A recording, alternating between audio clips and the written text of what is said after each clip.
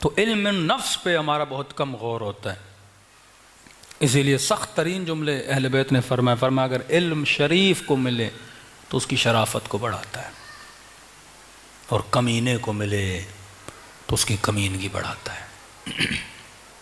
علم برا نہیں، ظرف برا ہوتا ہے۔ شیطان کے پاس علم تھا، وہ شیطنت کر رہا تھا، انبیاء کے پاس علم تھا، وہ ہدایت دے رہے تھے۔ اس سے پہلے کہ اپنی اولادوں کو علم دو، وہ علم الابدان ہو یا علم النفس ہو، پہلے ان کے وجود کا تزکیہ کرو۔ بہترین تزکیہ کون کرتا ہے؟ امام کرتا ہے۔ جو خود مزکی نہ ہو وہ امت کا تزکیہ نہیں کر سکتا۔ تبھی کا ان اکرمکم عند اللہ اتقاکم، اللہ کے قریب وہ ہے جو صاحب تقوی ہے، اور علی کا لقب ہے امام المتقین۔ امام المومنین نہیں، امام المتقین۔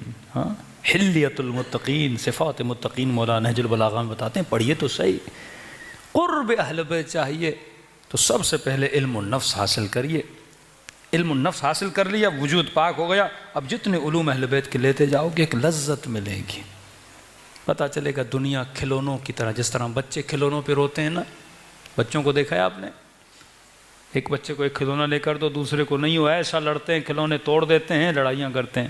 آج یہ بڑے لوگ بچوں کی طرح گھروں پہ لڑتے ہیں، پلاٹس پہ لڑتے ہیں، مال پہ لڑتے ہیں، گاڑی پہ لڑتے ہیں، ایک دوسرے کو قتل کر دیتے ہیں۔ اللہ کہتے ہیں کھلونوں کی طرح ایک دوسرے سے لڑ رہے ہیں، میں نے تمہاری قیمت جنت لگائی ہے۔ ہاں، بلکہ یہ کہوں میں نے تمہاری کم سے کم قیمت جنت لگائی ہے۔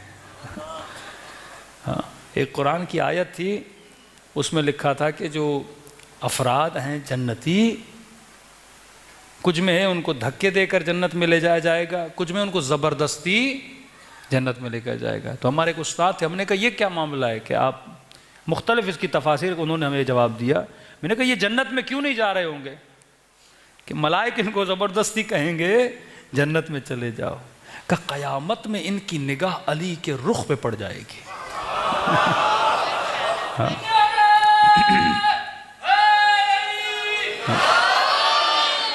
کہتے یہ علی کو چھوڑیں گے ہی نہیں، حسن و حسین کو چھوڑیں گے ہی نہیں، کہیں گے ہمیں جنت نہیں جانا، ہمیں ان کے ساتھ رہنے دو۔ تو ملائکہ ان کو زبردستی کہیں گے بھائی کہاں چلے جاؤ؟ جنت میں۔ کم سے کم قیمت جنت ہے، کم سے کم۔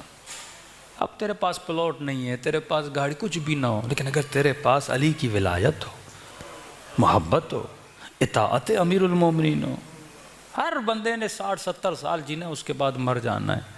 اب 60-70 سال میں تم نے جتنی بھی دولت بنائی لے کر تو نہیں جاؤ گے نا، غبن کیے، دھوکہ دہی کی، بہنوں کا حق کھایا، بھائیوں کا حق مارا، دنیا دنیا دنیا، کیا لے کر جاؤ گے؟ اس عذاب کو رکھ کے جاؤ گے اور نسلیں اس عذاب سے فائدہ لیتی رہیں گی، گناہ کسے ملتا رہے گا؟ تمہیں ملتا رہے گا۔ بچوں کو بھی دے کر جاؤ تو حلال دے کر جاؤ، نہ اپنی آخرت تباہ کرو نہ اپنے اولادوں کی آخرت تباہ کرو۔ مولا فرماتے ہیں ہمیں سمجھ نہیں آتی یہ ہیبت خدا کو دے کے ڈرتا کیوں نہیں۔ کبھی کبھی آسمانوں میں خدا ایک بجلی چمکاتا ہے نا، بندے کا دل دہل جاتا ہے، یعنی اس کی آوازوں کو میں برداشت نہیں کر سکتا۔ تصور کرو ہیبت الہی کیا ہے۔ جتنے میں نے دیکھا لوگ جہاز میں چڑھتے ہیں سب کو خدا یاد آ جاتا ہے۔ ایک خاتون ہمارے ساتھ بیٹھ، سر پہ دوپٹہ نہیں، جہاز میں جیسے اڑنے لگا اس نے سر پہ دوپٹہ ڈال دیا۔ میں نے کہا اب ڈر میں سے خدا یاد آیا ہے، اور جیسے جہاز لینڈ کر گیا پھر دوپٹہ اتار کے پھر وہی حرکتیں اور وہی کام۔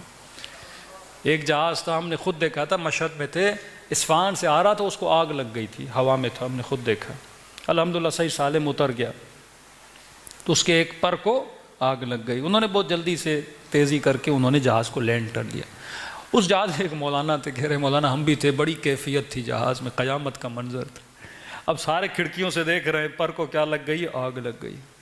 کہہ رہا جتنی بے دین خواتین تھی نا اس جہاز میں، وہ انہوں نے سرخیاں صاف کر دی، میک اپ صاف کر دیے، سر پہ دوپٹے آ گئے، ہاتھ میں تسبیح آ گئے، کہ جہاز سے چڑھنے سے پہلے مولوی ان کو اچھا ہی نہیں لگتا تھا۔ کہ اب جو آگ لگی سارے کرے مولانا میرے پاس آ گئے، مولوی صاحب دعا کرو اللہ بچا لے، نیک ہو جائیں گی، اب نماز پڑھیں گی، اب یہ نہیں کریں گی، وہ نہیں کریں گی۔ میں نے کہا انشاءاللہ اللہ خیر کرے گا۔ کہ مولانا جیسے جہاز اترانا پھر واش روم میں وہی سرخی ورخی لگا کے پھر یہ آئی اور گئی۔ یہ انسان کا حال ہے۔ مطلب جب تک ڈنڈا نہ ہو، جب تک ڈر نہ ہو، بندہ سدھرتا ہی نہیں ہے۔ بیمار ہوتا ہے، خدایا شفا دے شفا دے، یہاں ٹھیک ہوا پھر بندہ وہی بن جاتا ہے۔ عجیب شیطان صفتی اس انسان کے اندر ہے کہ جب اللہ کہتا ہے جب تنگی میں ڈالتا ہوں مجھے یاد کرتے ہو، جب تھوڑا تمہیں چھوڑتا ہوں پھر کفران نعمت کرتے ہو۔ بالآخر تجھے پتا ہے تجھے مرنا ہے، مٹی کے منو کچھ بھی نہیں لے کر جاؤ گے۔ بینک میں 100 کروڑ ہیں، کتنا کھاؤ گے 100 کروڑ سے؟ 50 کروڑ سے کتنا کھاؤ گے؟ بھائی میکسیمم اپنے منتھلی خرچ لکھ دو کتنا ہے۔ بہت ہیلدی زندگی بندہ گزارے تو مہینے میں 4 لاکھ 5 لاکھ، اس سے زیادہ تو نہیں ہے۔ اب ملٹی پلائی کرو، اگر 60 سال زندہ رہو گے، ابھی 40 کے ہو، 40 مائنس کر دو 40، کتنا چاہیے تجھے؟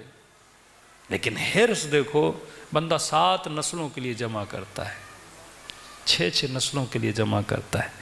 الذی جمع مالہ وعددہ، اللہ کہتے ہیں ایسے بندوں کو، ان کے جسموں کو میں جہنم کی ایندھن بنا دیتا ہوں، جنہوں نے صرف نگاہ دنیا پہ رکھی ہے۔ مال بناؤ علی کی طرح لیکن سوچ رکھو علی والی۔ ہاں، مولا محنت کرتے تھے، اتنے پیسے بناتے تھے، مولا کا خزانچی کہتا ہے جو حساب و کتاب کرنے والا، کہ علی ایک مہینے میں پتہ نہیں 20 سے 21 ہزار درہم راہ خدا میں دیتے تھے۔ بڑا پیسہ کماتے تھے مولا، کنویں کودتے تھے، کھیتی باڑی کرتے تھے، مولا کے اپنے باغ تھے، محنت کر کے علی نے بنایا، یہ نہیں کہ اعجاز الہی سے منگوایا، نہیں، مولا نے خود اپنی محنت کی، اتنا پیسہ جمع کیا کہ ہفتے میں یا مہینے میں 20 سے 21 ہزار درہم فقیروں کو اعلان کرتے تھے اور مولا علی لوگوں کی مدد کرتے تھے۔ تو مولا کا خزانچی جو اکاؤنٹنٹ تھا وہ مولا کو کہنے لگا کہ یا علی تھوڑا ہاتھ ہلکا رکھیے، کہیں ایسے نہ ہو پیسے ختم ہی ہو جائیں۔ تو امام نے کہا اللہ تجھ جیسے خزانچی کو پھر پیدا ہی نہ کرے۔ اس نے کہا یا علی مجھے کیوں بد دعا دے رہے ہیں؟ امام نے کہا پھر تو میرے لیے برا کیوں سوچ رہا ہے؟ کہ یا علی میں تو آپ کے لیے اچھا سوچ رہا ہوں۔ امام نے فرمایا بڑے عجیب بندے ہو، دے علی رائے تکلیف تجھے کیوں ہو رہی ہے؟